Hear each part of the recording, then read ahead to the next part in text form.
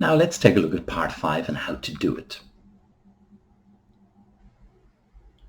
So how can we do part 5?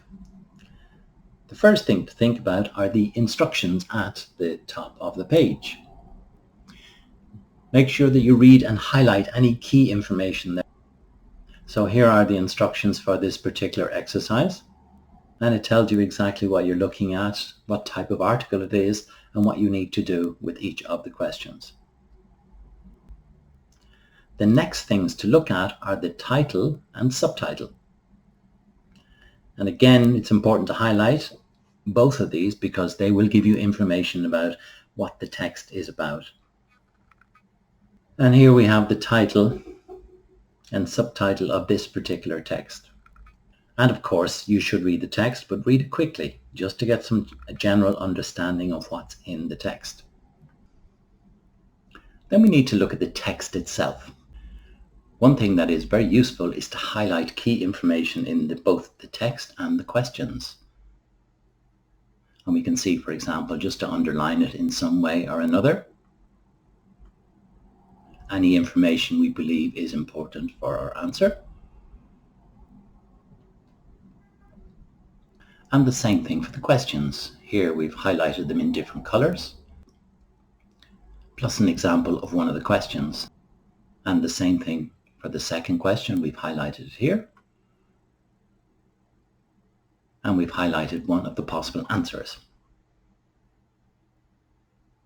More importantly, how can you find the answers?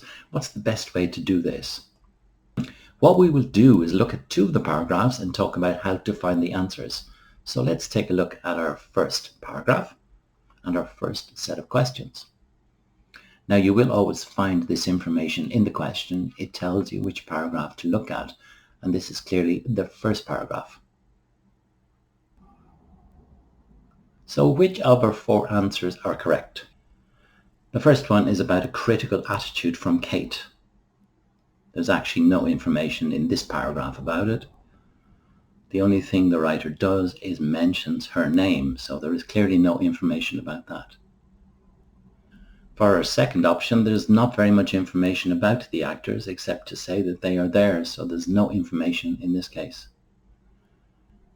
There is also no information about a previous situation, so that just leaves our answer as C.